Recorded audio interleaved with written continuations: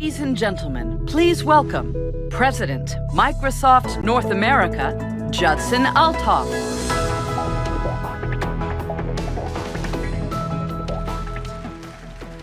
Good morning, and welcome to our final keynote session of Convergence 2015.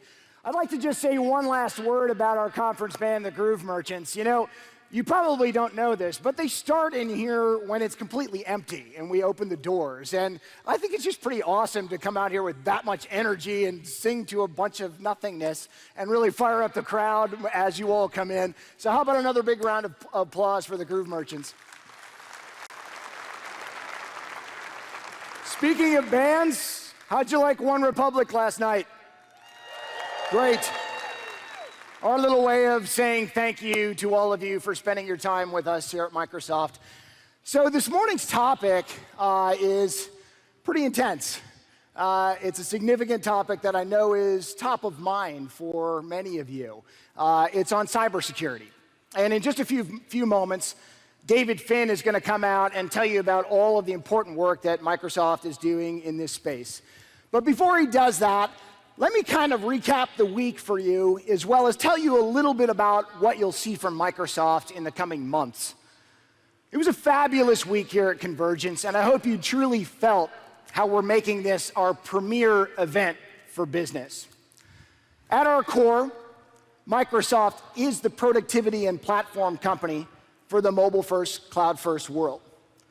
And our mission is to empower every person and every organization on the planet to achieve more.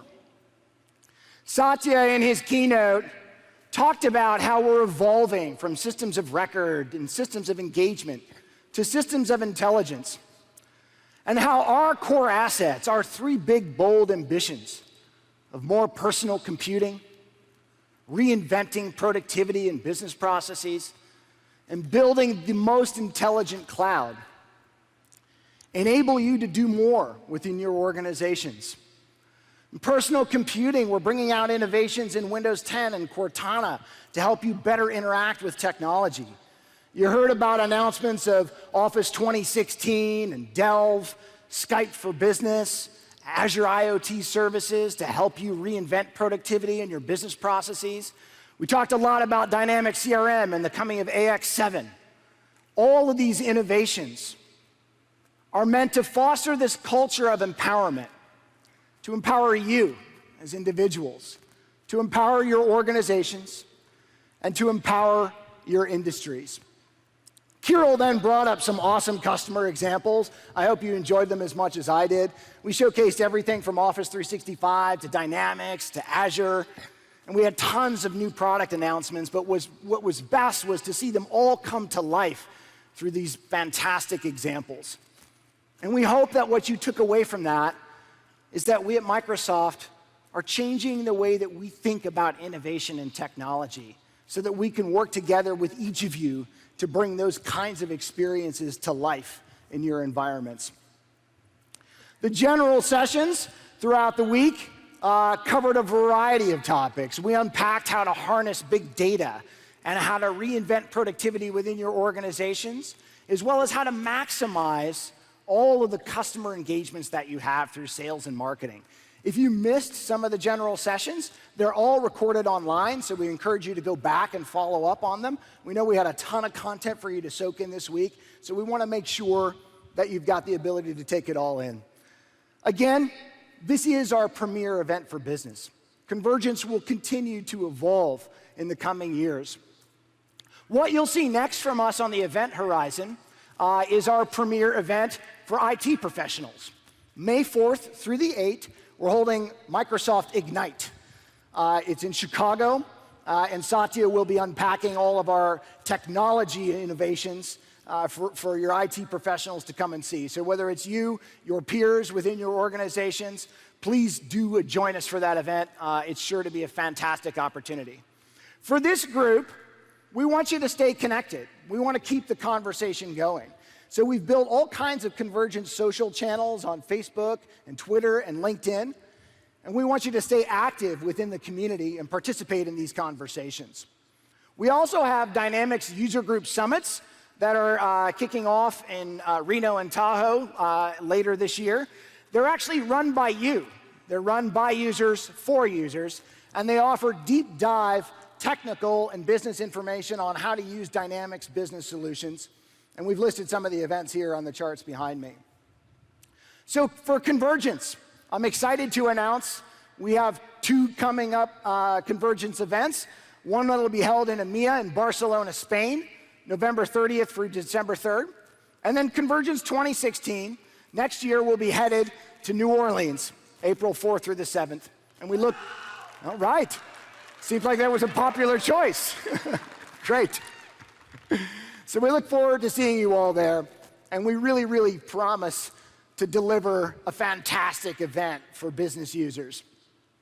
So let me unpack the main event here this morning. I'm going to talk a little bit about cybersecurity. Microsoft is dedicated to data privacy and security. And for us, it goes beyond protecting our customers from threats. We're investing in core technologies and business processes to help you understand the true threat from cyber criminals. And we're making investments that enable advanced threat detection, as well as what we call damage mitigation. Because unfortunately, sometimes these attacks are unavoidable, and we need to help you empower your users and protect your company assets in the inevitable and unfortunate event of an attack. Basically, we're attempting to stop these individuals and organizations behind cybercrime from impacting your business and your customers. We do this using our technologies, but also our partnerships with commercial and public sector organizations and with the law. We've actually gathered some of your questions in advance of this presentation this morning, and I will actually come back out here with David Finn to have a bit of a fireside chat with him to talk through some of those questions. Listen, this is a serious topic.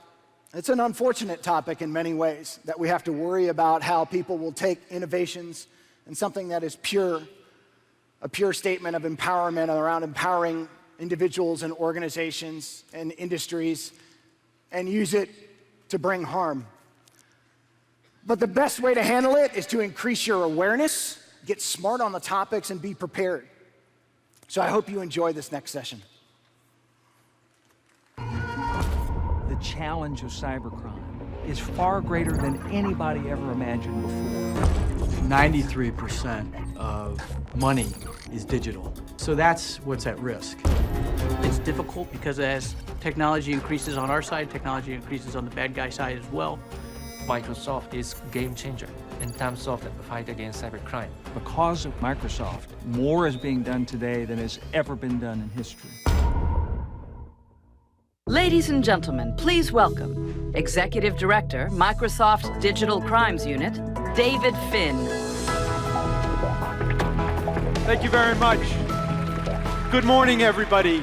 Wow, it's really a great privilege to get to talk this morning to share with you the work Microsoft is doing to fight cybercrime around the world and protect people. It's especially exciting because virtually all of the work we do is in partnership with others, in partnership with our customers, in partnership with industry, with academic researchers at colleges and universities, and with law enforcement. I've had the opportunity over the last year or so to meet with customers around the world, and if there's one thing I'm seeing clearly, it's that cybersecurity is no longer an issue just for the server room, it's an issue for the boardroom.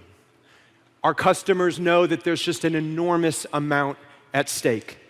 You can lose the value of your brand if there's a hack, an attack in your organization. You can lose your reputation. You can lose your customers. Senior executives can lose their jobs. And the very thing that makes you competitive, that differentiates you in the marketplace, your intellectual property, can be taken.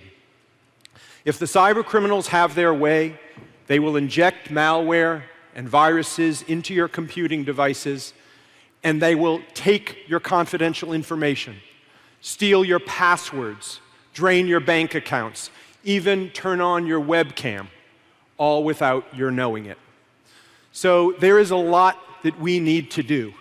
And we are working very hard to do that in partnership around the world. Now, a year ago or so, McKinsey came out and said cybersecurity is a CEO-level issue. That's clear to everybody, as I just said. But one of the things I'd really point your attention to of the sort of data points on the screen right now is the first one, that the median number of days before an organization is even aware that it's been attacked is 243. 8 months going by before an organization knows it's been compromised.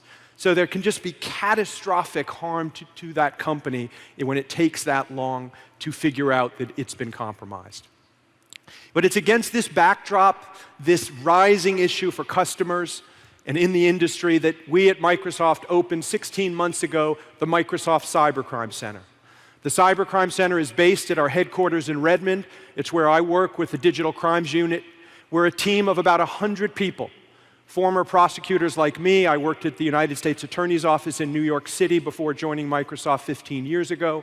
Former law enforcement officials, investigators, big data specialists, intelligence analysts, lawyers, paralegals, business professionals, software engineers, and we're focused on creating a safer digital world so that everybody can use the internet safely. The way we do this, and the way we're driving towards that vision, is fighting really two types of cybercrime. The first are technology-facilitated crimes that really target the most vulnerable members of the population, so particularly children and the elderly. The second area of cybercrime we're focused on is fighting malware and reducing digital risk. And over the course of the next 30 minutes or so, I'm going to talk about the work we do in both of these two areas. But before I do that, I actually want to give you a sense of the how we do what we do. Because it's really a blend of some 21st century techniques and some techniques that are as old as time, 15th century techniques. So on the one hand, we're using big data and technologies and visualization and mapping to understand and track and trace the cyber criminals. And that is absolutely critical because there's something special about cybercrime that differentiates it from conventional crime. Crime on the streets is generally one or a group of criminals targeting one or a small group of victims. But cybercrime is very different. The attackers are often thousands, hundreds of thousands, millions of computers or computing devices that have been hijacked and act as a drone army on the behalf of cybercriminals to attack. And they don't just attack one or a small group of people. They attack thousands, sometimes hundreds of thousands, sometimes millions of users of computing devices. So it's a many-to-many kind of crime, and not a one-to-one kind of crime. And what that means is, if you're in an area of many and many, boy, we have got to figure out how to use data, how to use big data and analytics to disrupt those cyber criminals, and we are making tremendous strides. I can tell you the work we are doing is really, the work we're doing in big data and technology has absolutely revolutionized the work we do in the Digital Crimes Unit. Aside from that 21st century piece, I said there's a 15th century piece. There is no substitute for good old-fashioned, hard-scrabble, gumshoe investigations. Just really tenacious investigators following the traces of the cyber criminals and working hand in hand with law enforcement to see that we bring them to justice. And then the third area is using laws. We are a team of many lawyers around the world. I said we had 100 people. 35 of the team is based at the Cybercrime Center in Redmond. The remaining 65 or so are distributed in 30 different countries around the world. And we're leveraging civil and criminal laws, sometimes old laws, sometimes new laws, to apply to this 21st century crime. And it's really this blend, I think it's this diversity of skills, of technology and law and engineering and investigations that is critical if we're going to do an improved job of disrupting the cyber criminals and protecting people. So now turning to the crimes, I want to first start with the work we're doing in the vulnerable population space, particularly child exploitation. It's a huge, huge societal problem all around the world, sexual abuse. We know that 1 in 5 girls around the world will be sexually abused before they reach the age of 18. And it's 1 in 10 for boys.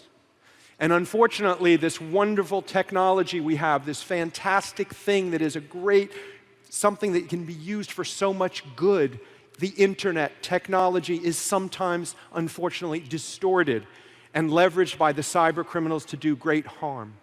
And child predators certainly are using the internet to do that very thing.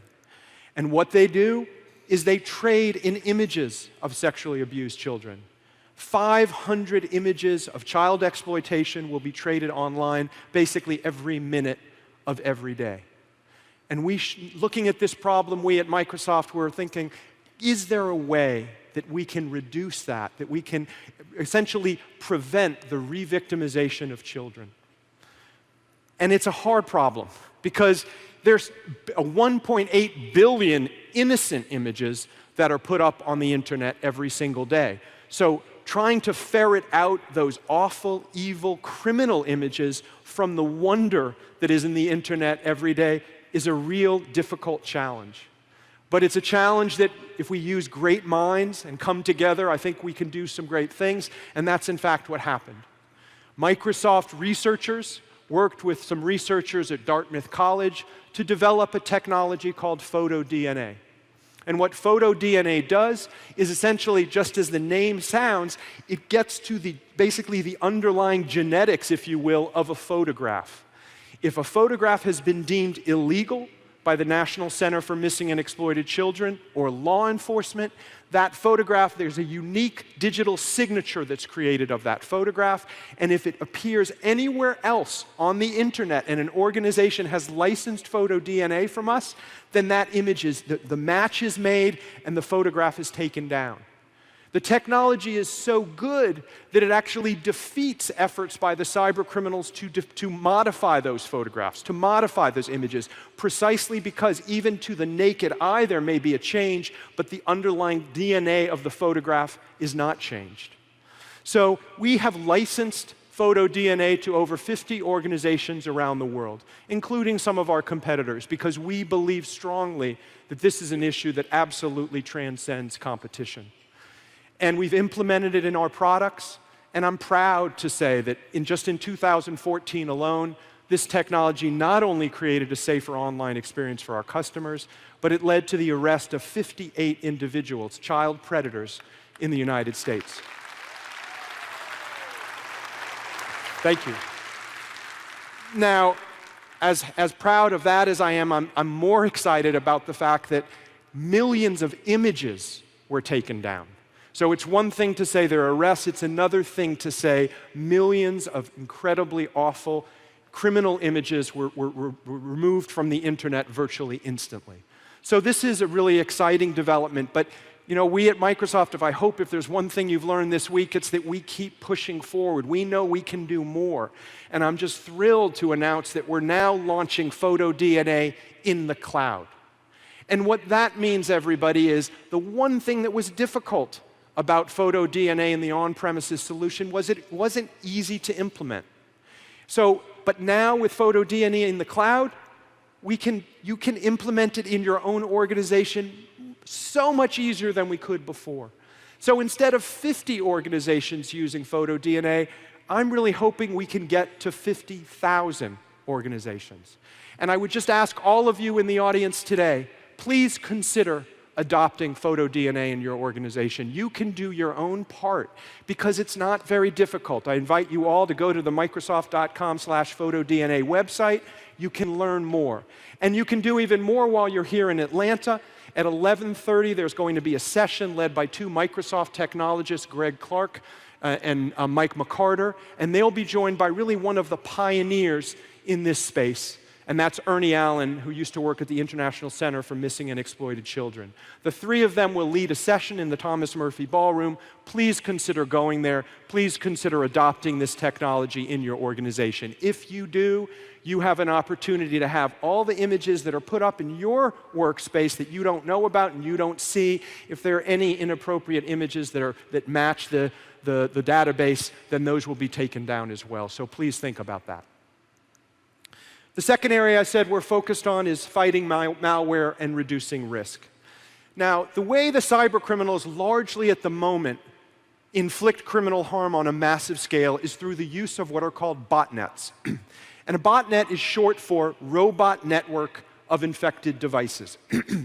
And the way this works essentially is you have cyber criminals at the top who draft and deploy and disseminate malicious software through a variety of means. Maybe it's through unlicensed software. Maybe it's through luring a person to click on a website he or she shouldn't click on. Maybe it's in an email attachment. But one way or the other, the cyber criminals manage to inject malware in computing devices.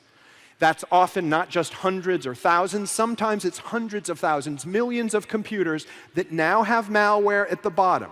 So cyber criminal at the top, a robot network or botnet of infected devices. And what the cyber criminals at the top now do, they have this army. Essentially, they've hijacked computing devices to inflict criminal harm. They might use that botnet to steal financial information, to rob banks electronically, essentially a kind of 21st century digital robbery. They might use the botnet to send spam that drives fraudulent revenue that lines the pockets of the cyber criminals. They might use the botnet to launch denial of service attacks, essentially destabilizing organizations with making their computers crash by a simultaneous barrage of a botnet sending electronic signals. And they might use the botnet to engage in click fraud. So you're all familiar with the online click model.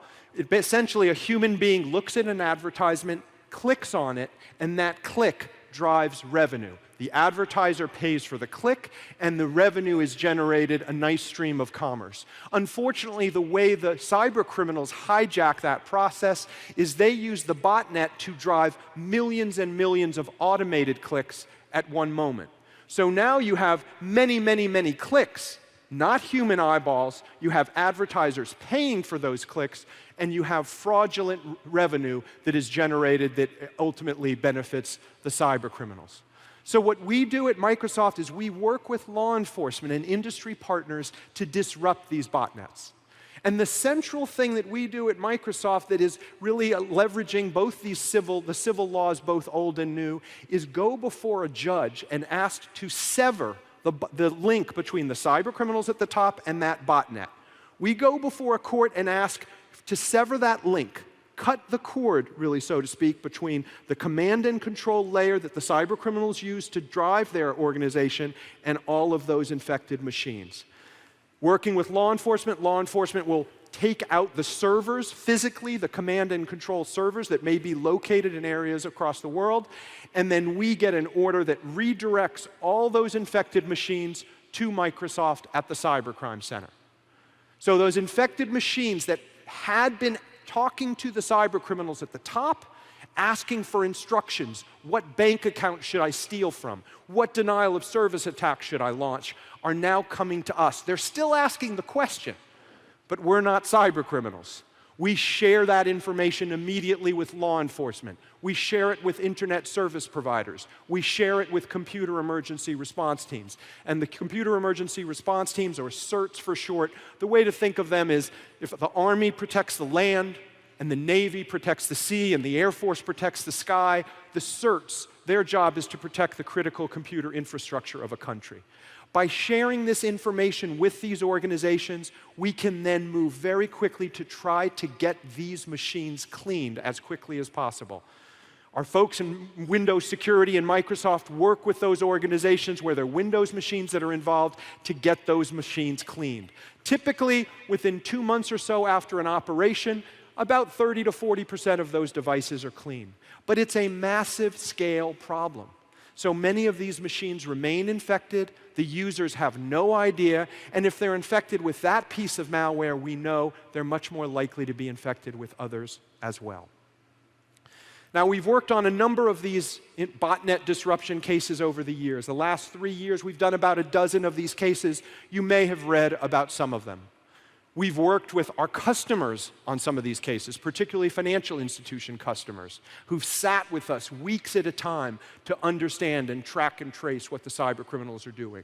We've worked with industry partners, and of course, we've worked with law enforcement, with Interpol, with Europol, with the FBI, with law enforcement recently in Germany, in Italy, in the UK, and the Netherlands, and I'll talk about that case in a few minutes. But essentially what we're doing is coming together to try to disrupt the cyber criminals so that we can protect our customers and people around the world. I thought I would talk about one case and actually show you a little bit about how we marry up visualization and big data to generate insights that enable us to do our work better. So I want to talk about a case called the Citadel malware case. This is a case from June of 2013. This was one of the biggest botnets in history. We worked on this case with the FBI. At its peak, the Citadel had more than 1,600 separate botnets that were at work in support of the cyber criminals. The way Citadel worked is it actually took keystroke from the users of the computers without them knowing it. And it enabled the cyber criminals to steal money from individuals and small businesses all over the world. At its peak, more than 5 million devices were infected in 91 countries. And the financial institutions we worked closely with estimated that more than $500 million, that's $500 million, was stolen over an 18-month period. Now, what we did was work closely with law enforcement and FBI in particular and some industry partners to disrupt that, to make it, to basically sever that communication link and end the victimization of those people. And what I want to do now actually is show you how we married up big data and visualization in this case in particular. So I'm going to walk over to the PPI, and I will just say that this device has changed everything in the Cybercrime Center for us because it is such a fantastic tool for collaboration. People on my team, they don't really even want to work in their offices anymore. They just want to work with the PPI because it generates so much great cooperative learning. But what I want to do now is actually show you the visualization of the Citadel case. So what you're going to see on the screen is the infection pattern of those 5 million devices. The redder it is, the more infections there are. Not surprisingly, when you look at the United States, where there are big cities, there's a lot of red. There were a lot of infections in those big cities. But one of the things that was interesting was when we looked at Europe, we saw something interesting. A lot of red, as you would expect. But whereas the population of Europe extends from the westernmost part of Portugal through east of Moscow, it appeared that the infection in Citadel didn't. That is to say, the infection pattern seemed to stop on a national border. So you can see right here, there seems to be a pretty sharp line there. We just couldn't understand why that would be. If you think about human disease doesn't tend to stop at a human-generated frontier, a boundary. Why would the Citadel malware stop on a border? We didn't know.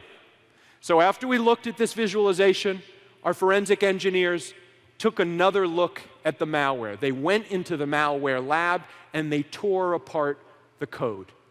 And what they discovered was it was no accident. In fact, the malware had been written so that it would not infect computing devices formatted in Russian, Cyrillic, or Ukrainian language. Now, we've been fighting cybercrime for a long time, and we knew pretty much immediately what was going on once we discovered that. It's that the cyber criminals in this case were based in Russia and Ukraine. And they knew that if there were fewer victims in their countries, it would be less likely that Russian and Ukrainian law enforcement would prioritize this case, and they would be more likely to evade accountability for their actions. Now, I showed this very demo a year ago in February in Redmond in the Cybercrime Center. We hosted a cybercrime enforcement summit. We had officials from Interpol, Europol, the FBI, Secret Service, law enforcement from all over the world. And I showed it for two reasons. One was to really illustrate the fact that when you're dealing with cyber criminals who are this crafty, this cunning, this sophisticated, boy, we have got to figure out new ways to work across borders. The second reason I showed it was to really illustrate the power of using big data and visualization and bringing them together. Because I really don't think we would have seen this. I don't think we would have had this insight had we just been looking at a list, a table of the numbers of infections country by country. It was actually bringing that data and marrying it with visualization that led us to this kind of eureka moment. So, and by the way, some of you may notice that Moscow has some red. The reason for that is Moscow has a lot of expatriates living in it. Those are devices running English, French, Italian, and other languages. But what I want to do now is actually shift from showing you the visualization from one case to showing you the visualization from all the cases we have done over the last several years. So instead of just 5 million IP addresses associated with infected devices, you're now looking at 70 million IP addresses associated with infected devices. The rainbow, the colors represent the different cases we have worked on. So the purple one is Citadel, the one I just mentioned. But what you're looking at is lots of different colors representing different cases. What's really exciting about this is we can see infections at the country level, the state level, the city level, but we can do better than that. We can drill down, right down to a few blocks of where you're sitting right now. So this is the infection pattern in Atlanta, right near the Phillips Arena. And what you see, I mentioned Citadel, you see that there are 10 IP addresses associated with infected machines in this area. And you should know that we at Microsoft can't see the IP address down to the individual residence or business. We see the ISP consolidation point. That's one of the reasons it's so critical that we share this information and work with ISPs, because they can identify end users with a degree of particularity. You can also see that this other case, B106 in yellow, that's a case we did last summer. But you know, it's exciting to be able to see this level of granularity, this level of detail. And you know what we just did for Atlanta, we can do for any city in the world. So here's the view of New York City. And you can see in New York, you know, I've illustrated the numbers for Citadel and B106. And we can go look anywhere else. I knew that there'd be a lot of people here from around the world, so right before I came, I used London, looked at London, and Ramnet is one of the biggest ones. I'll talk about that case in a moment. That was a malware case that actually targeted UK banks. We can look at Sydney. Again, get to look and see Sirifef. That's one of the biggest ones. Sirifef was a malware case that involved click fraud. And then we can finish up with Rio de Janeiro. The thing that's exciting is to be able to go city by city and look. You know, in the world of conventional crime, different cities have different kinds of crimes owing to a host of factors. And the same thing applies to cybercrime. So it's really been amazing to have the capability to use big data and visualization to understand how the cyber criminals do what they do. Now, I said it was big data. It is big data. 70 million IP addresses currently in our Azure database, but those 70 million IP addresses reflect a very, very efficient criminal army. The cyber criminals have such an efficient army that the computing devices that are infected are repeatedly, every day, asking for instructions from their master. What bank should I drain? What spam should I send? What click fraud should I engage in? 500 million times a day, there is an electronic signal from those machines that we see at the Cybercrime Center. You know, that's really all we see is that electronic signal. We can't see any content. We can't see, there's no deep packet inspection. We're just seeing those signals. But 500 million times a day, that is a huge amount of information. And the volumes are constantly changing. As I said before, our goal is to get these machines clean, so we want the numbers to go down. But we also do these actions repeatedly and want to increase the number of these actions we do, so that increases the number of IP addresses. And significantly, and I think really critical, is that we do intelligence sharing. We reach bi-directional intelligence sharing agreements with our customers and industry so that we can also learn more about how the cyber criminals operate. And when we do that, we also increase the size of the database. Now, as I've said, this has really revolutionized what we do, and I know I'm enormously thankful to the folks in the cloud and enterprise team, the technologists inside Microsoft who are building magical products and services that are helping us do this. But again, we've got to get better. The fact is, as good as this is, until very recently, we couldn't see this until 36 or 48 hours after an operation. So imagine, working with law enforcement around the world, we're trying to understand what just happened after an operation has commenced. Investigators in law enforcement control rooms were at the Cybercrime Center, and we have to wait for a day and a half to 2 days to see how many and what kinds of machines have been infected and are talking to us in the Cybercrime Center. It's just not good enough. We need speed. We need data analysis, but if it's slow, we can't do as well. And I'm just absolutely delighted that I can tell you all that we have made tremendous progress over the last year. We don't have to wait 36 to 48 hours anymore because we have been on our own technology journey. We started, I've said I've been at Microsoft for 15 years. We have used great products to help us understand what cyber criminals do. I am a data junkie. I believe that data makes you better, makes you smarter, whatever you're doing. I will say that my favorite day in my 15 years at Microsoft was last April when Satya Nadella stood up and talked about the data culture. I practically did a jig on my kitchen table. I just felt like, wow, there's just so much you can do with data, and we're using it every day. And I know he talked about it again on Monday. But as much as we've done over the years, we're doing so much more now because we have taken our capabilities to the cloud. We run our cybercrime fighting business on the cloud. We are using, Satya talked about the suite, the Internet of Things suite. We are using 3 parts of that suite today in the Cybercrime Center. Power BI, Event Hubs, and HD Insights. We are using Parallel Data Warehouse. I showed you already, the map I showed you was Power Maps. That comes with Office 365 for free. But what's happened now is we've moved in recent months to this Internet of Things capabilities. We are now able to see things in near real time. Instead of waiting 36 to 48 hours, we are seeing things instantly. And that is pretty amazing when you're talking about the kinds of volumes of data we're talking about, and I'll show you what I mean in a minute. And in the future, we're going to keep pushing.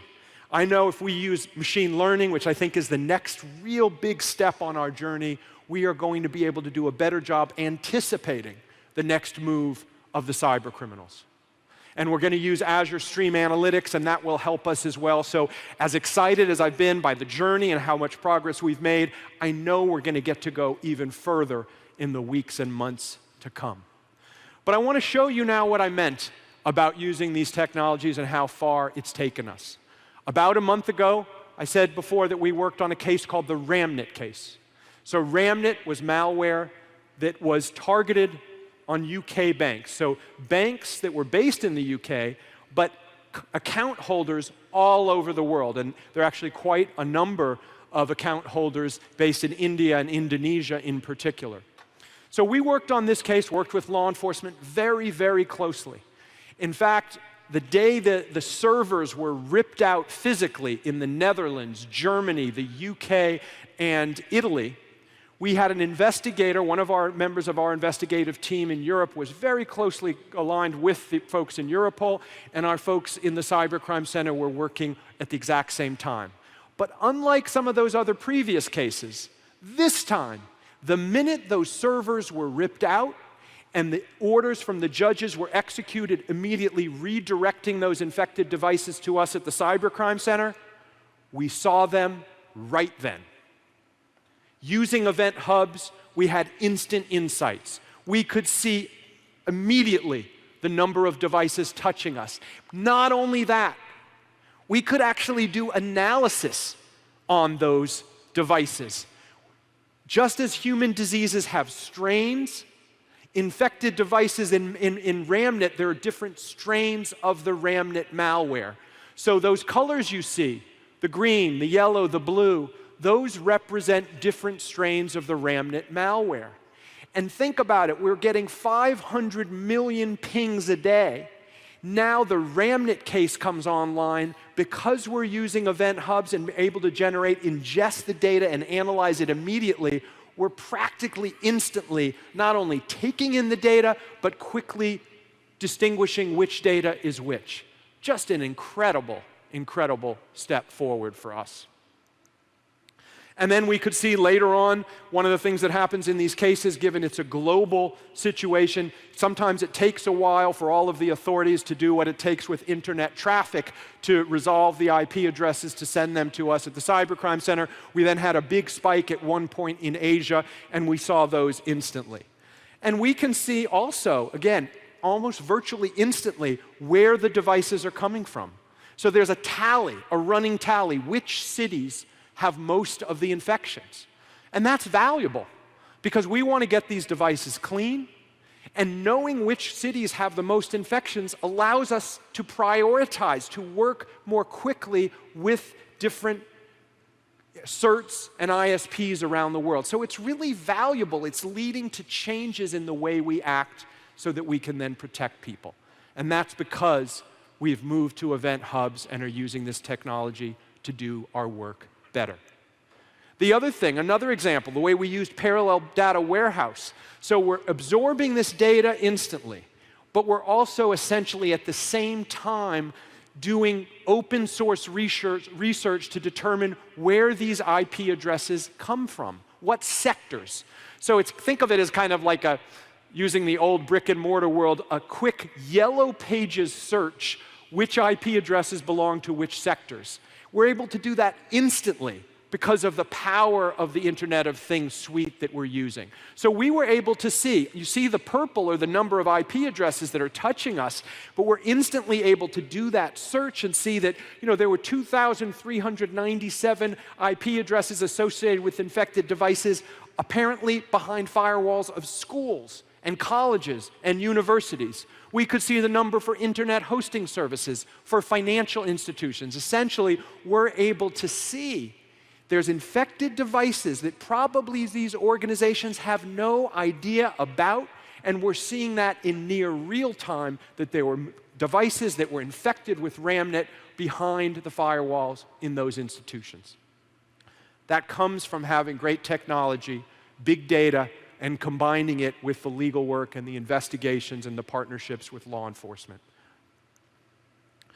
But probably more than anything, the thing I'm most excited of all about is that we're now bringing this database, those 70 million IP addresses, to our products and services to protect our customers. So you may have heard this week about the Enterprise Mobility Suite. It's one of the most exciting offerings we have in the Microsoft Cloud. Azure Active Directory Premium is a part of EMS. And Azure Active Directory Premium has a console for the IT administrator that allows him or her to see if their sign-ins from customers or employees or partners, if they come from IP addresses with suspicious activity. And one of the key ways to see if there's suspicious activity now is using our 70 million strong IP addresses. So, if an employee of a customer using Azure Active Directory Premium logs in, there's a quick scan against the 70 million.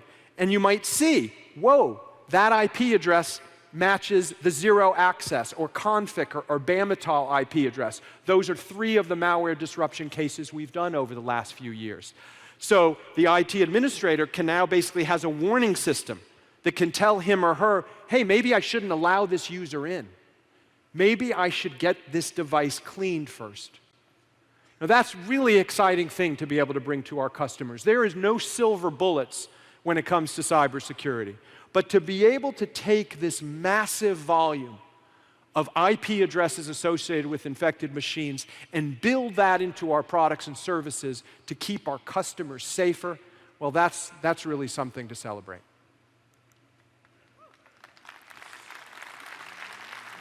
And if we have that in our cloud services, we don't stop there. We're working very closely with our partners in Microsoft Consulting Services. We have a terrific cybersecurity practice there. They're also using this intelligence. They're using it in the way they do assessments. They get brought in to help customers understand the security situation in those customer environments, and they're also leveraging this data. So they can work with a customer all the customer has to do is give us the precise IP address range. Before I said you can see some open source intelligence that can give you some indication, but of course there's no substitute for the exact range that a company can give us, and we can run that IP address range against the 70 million strong IP address database we have. And you remember when I first walked out, I talked about the 243 days, 8 months before an organization even knows it's been compromised. Well, think about what this is now bringing to our customers. In the cloud and in our consulting services, we have an opportunity to use this data to help you know much sooner than 243 days that you have infections and that you might have been compromised. So that also is a really, really exciting thing for us. And MCS uses that both in proactive and reactive offerings. So you can hire MCS to come in and look at your environment and see what the security situation is. And in the unfortunate event, if you have been attacked, MCS can come in a reactive way and use intelligence. And we have, in fact, they have been using this intelligence now, and they have had customers who've learned as a result of this intelligence about infections they didn't know about. So it's really a great thing, and we're really excited to bring that to our customers. Now, I said I work in the Cybercrime Center in Redmond. I would invite all of you to come to the Cybercrime Center in Redmond, but I know not all of you can. We've had hundreds of customers visit us since we opened in November of 2013, but we know that doesn't work for everybody. Lots of people don't live in the Pacific Northwest and don't get a chance to go there. So we've opened Cybercrime Center satellites around the world. The 4th and 5th one, Singapore and Tokyo, just went live in the last month. Think of the Cybercrime Center satellites as kind of mini cybercrime centers. Really invite you to work with your Microsoft representatives to come to the satellites to see more about the work we're doing and more that we can do in partnership. As I said, cybercrime is way too big for any one organization to handle. It's something we've just got to work on together, so please take us up on this offer. And besides the Cybercrime Center satellites, we have Microsoft Technology Centers, so the MTCs. We have DCU, Digital Crimes Unit, and Cybercrime Center content now built into 30 different Microsoft Technology Centers around the world. Please come visit there. Work with your Microsoft contacts to get to know more about some of the stuff I've talked about today if you're interested. Now, it's a chance for you to explore more about that work, and really exploring is a lot of what this work is about. We've made a lot of progress, but we have a long way to go, and we are going to continue to explore. One of the things that makes me so excited about working at Microsoft is that we're constantly innovating, and we are going to constantly innovate when it comes to learning and following and tracking and tracing the cyber criminals too. We've used a lot of data visualization. We've used some great technologies, but we are going to partner with anybody who can help us understand how the cyber criminals work. And we are going to experiment. My father was a professor. I grew up in North Carolina, and he was experimenting all the time. And when you do experiments, you learn from them. And Microsoft, our research, our approach to understanding is all about experimentation, and we're experimenting in the Digital Crimes Unit. We recently hired an outside group called the Office for Creative Research.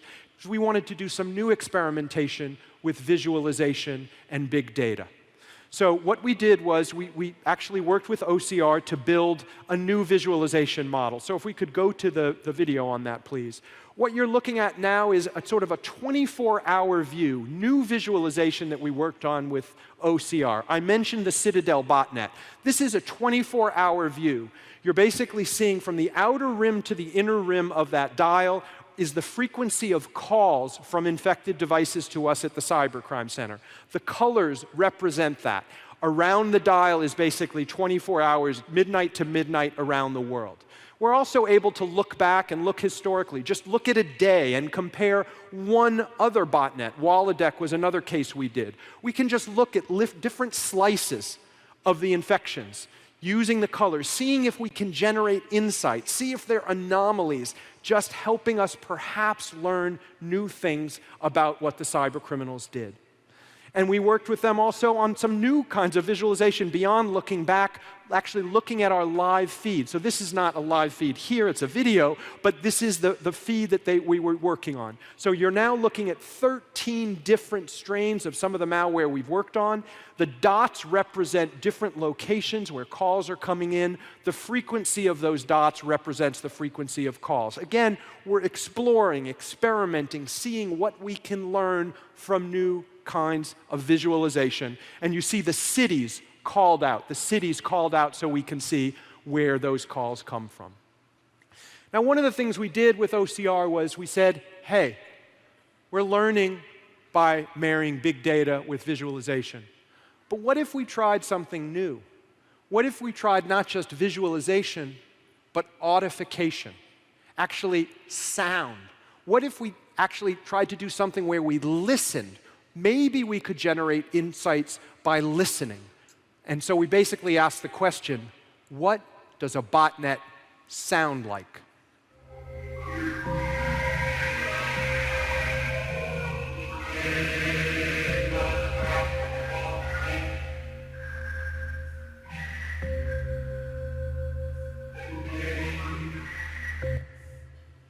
So the pings represented an individual location in the world, and that static sound were the calls to the cybercrime center. Now you're going to hear an audification of calls, the live feed, and you'll hear the cities where the infected devices came from. You'll hear those names called out as well. Cairo,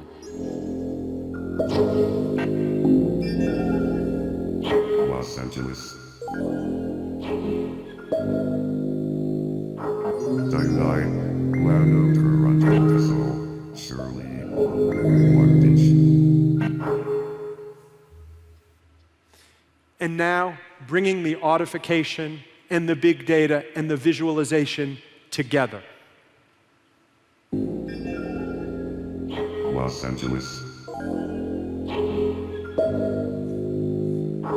Shanghai, Guangzhou, Toronto, Seoul, Shirley, Long Beach.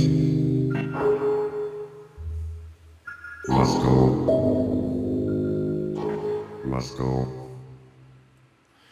Now I have to tell you, everybody, we don't have any eureka moments yet from this experiment. We had that eureka moment with the Citadel case where we used visualization and it helped us discover new things and gain insights, and we're getting those sorts of insights every day. But this latest experiment, we don't have them yet. But that's not the point. The point is that we are exploring. We will be unbounded in the way we approach this, because that's what it's going to take to do a better job tracking and tracing the cyber criminals. And I know if we do that, we will generate insights, we will learn about the anomalies, we will do a better job, and most importantly, we'll then be able to protect our customers more and keep you safe and secure. Thank you very much.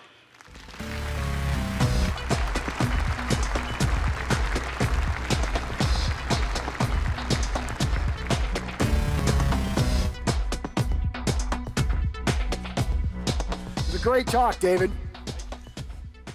So, David, just curious to maybe start off here. I mean, you've got a really interesting background in legal and technology. How does one actually get into the study of digital cybercrime? Well, I mean, in my case, I don't really know the answer. I can only answer about myself. I said I was a data junkie. I grew up and was a huge sports fan. I loved college basketball. I grew up in Chapel Hill, North Carolina. People here may know that Dean Smith, who recently passed away, was a great coach. And one of the things Dean Smith did, he was a pioneer in using data. And when I started watching baseball and all the other sports, basketball, hockey, tennis, every sport, it's about information and analytics. And for me, it was just natural to use analytics in everything I did. When I played chess as a kid, and in college and law school, I played backgammon and poker for money, and all of that was about using data. Right. So I was also interested in being a prosecutor. I became a prosecutor. But it was using data And the law was just natural for me. And then when I joined Microsoft, it was just this perfect marriage. And it's just been really exciting to work in a place where data is central. Yep. I think data helps you get insights, and I think it helps insights fighting cybercrime too. Cool. Good combination of skills to help protect everybody from all of these folks that are really using technology in a way that's just terribly disruptive. So next question I have for you is, you read a lot about cybercrime, and you read a lot about the negative impact that it has on people as individuals as well as businesses, but we don't often hear enough about what happens afterwards. What happens to the prosecution of these cyber criminals? Can you tell us a little bit more about what you're seeing and how that's evolving? Yeah, I mean, I think it's a great question, and it's something people ask about because, we do these malware disruption cases, but we're not law enforcement. There are things that law enforcement can do and only it can do, and that includes arresting people and convicting them and sending them to jail. But in fact, there have been a number of the cases that we've worked on. One of the cases is this Game Over Zeus and Spy Eye. This was a case in which actually two of the defendants, one was based in Russia named Alexander Panin. He was actually stopped in the Dominican Republic while on vacation. He was eventually brought to the United States, arrested. He actually pled guilty and is awaiting sentencing right here in Atlanta. There's a second defendant in that case from Algeria. He's also been charged and is awaiting trial. So some of these cases do lead to prosecutions. Of course, it is critical that there be more of them. Yep. You want to basically remove the profit and, where appropriate, take people's liberty. So that's one of the reasons we work so closely with law enforcement in a really deeper and more embedded way so that we can make it more likely that money is taken from the cyber criminals and their liberty, where appropriate, as well. Sounds like if you're a bad guy, you don't go on vacation, because that tends to be when they catch these folks. Huh? Well, one of the things that there's the visualization I showed about Russia and Ukraine, that unfortunately there are some havens in the world that are safer for cyber criminals. And they know that. But they also know that if they travel and some of them can't resist the temptation, they're going to be more likely to be intercepted. So one of the most shocking statistics I find in this area, cybercrime, is that so many of the cases originate from an internal breach, some mistake that an internal employee may have either made unknowingly or unfortunately deliberately. Can you tell us a little bit more about how companies should evolve their practices and policies to guard against internal threats or threats that may begin from some sort of internal accident? Well, I think there's a number of things an organization can do. I mean, one of them is to really teach employees about basic computer hygiene and basically being more savvy. Don't use non-genuine software. You're much more likely to have malware if you do. Use updated software, use current software. Don't use software that's 10 years old that doesn't have the same security capabilities. Be careful where you surf on the internet. All these people, you all came to Atlanta. Some of you haven't been to Atlanta before. You don't just go to any street. Right. You think about where you go. So the same thing with the internet. You just have to do some basic computer hygiene, run antivirus software. So there's some basic things, Judson, that I think every person can do, and companies need to train their personnel. One of the things, we hosted a Digital Crimes Consortium last week in Miami. This is an annual conference that DCU hosts, bringing in academics and industry and security professionals from around the world. And I learned a lot about some things companies are doing to train their employee force. Some of them are doing things where they sort of do fire drills. They basically test their employees. They run phony phishing attacks, and they see how the employees respond, and they measure it. Makes sense. So they're really training their employees to be more savvy. I think that's one of the most important things. And of course, they got to do due diligence when they hire, because there can always be integrity problems. Yeah, makes a ton of sense. I mean, we talk about leveraging technology to do advanced threat detection and sort of mitigate the damages that occur. But the fact of the matter is some of these attacks are inevitable. And if you don't have a plan, if you don't actually rehearse the plan, it's hard for employees to react appropriately in the time of need. Yeah, I mean, this idea of rehearsing a plan, you should do just like you're careful in your home. You lock your doors, you're careful with your car, you're careful with your residence, your treasured belongings, but nobody can guarantee you won't get attacked. But if you're an organization, you do the things to reduce the likelihood, and then you have a crisis plan, as you said, Judson. A plan, a kind of a playbook, so that if and when what you don't want to happen happens, you're ready to move appropriately. That's right. That's right.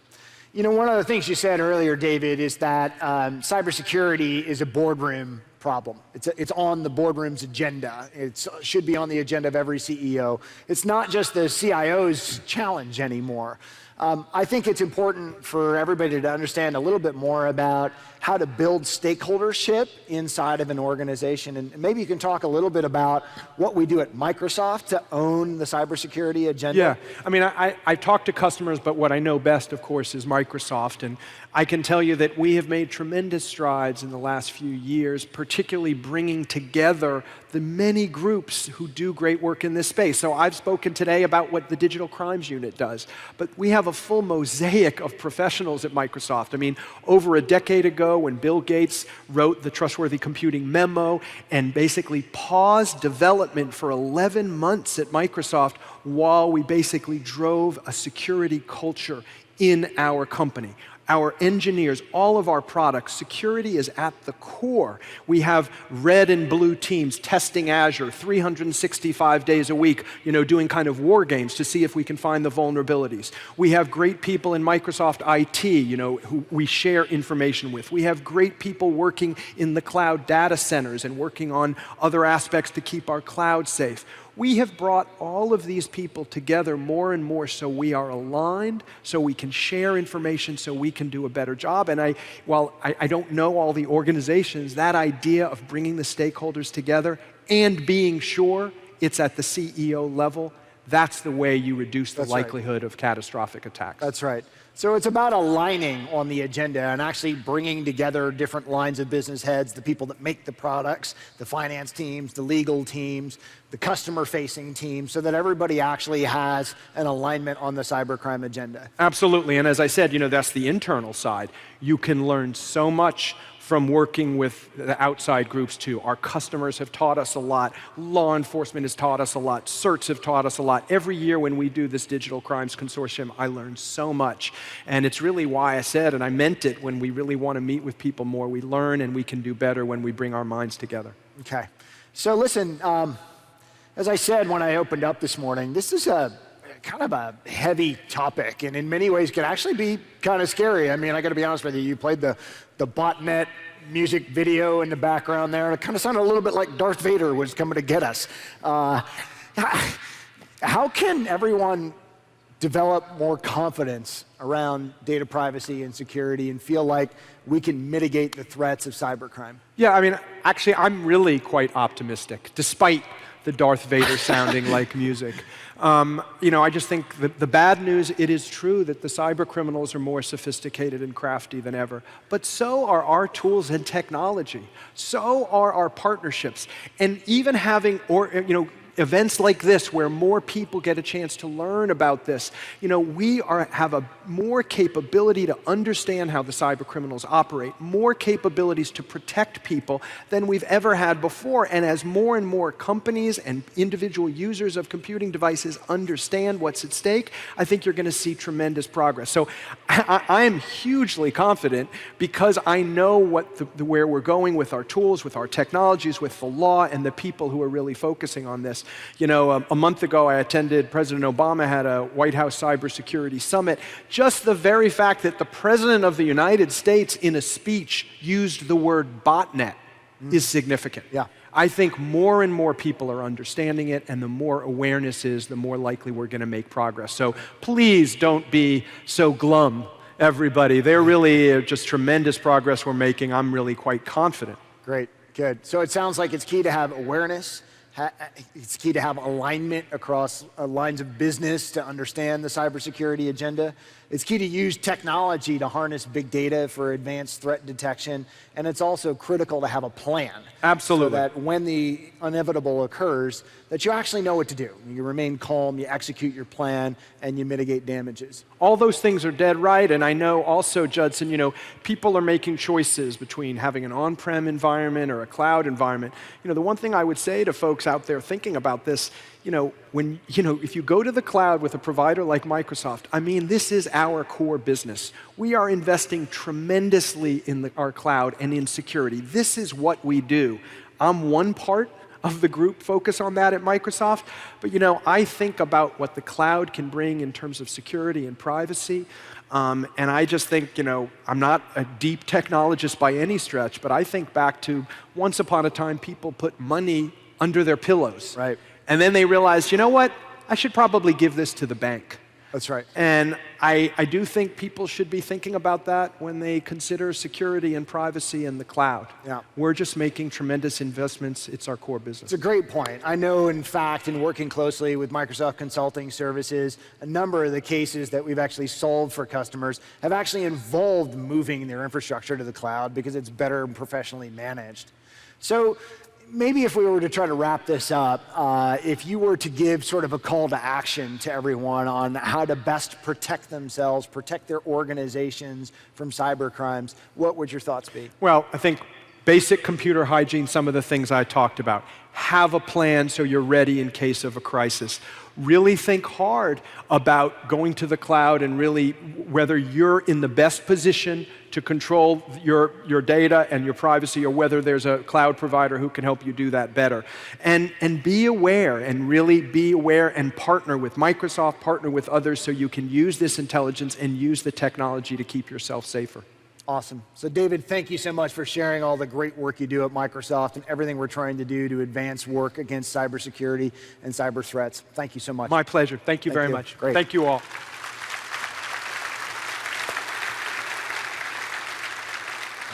Thanks, everyone. Enjoy the rest of your morning. Enjoy the rest of Convergence, and we'll see you back here again in New Orleans in the future. Take care. See you.